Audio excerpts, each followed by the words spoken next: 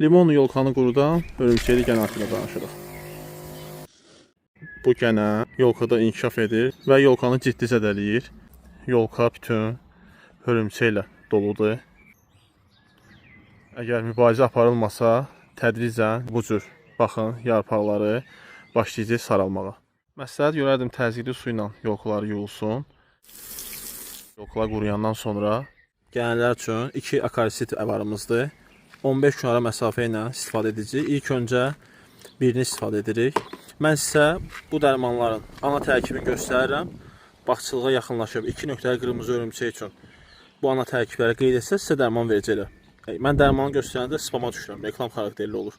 İlk öncə yaxşı olar ki, bu dərmandan istifadə edək. 15 gün sonra isə gördüyünüz bu dərmandan istifadə edə bilərsiniz. Ana tərkibləri bax burada qeyd edirəm.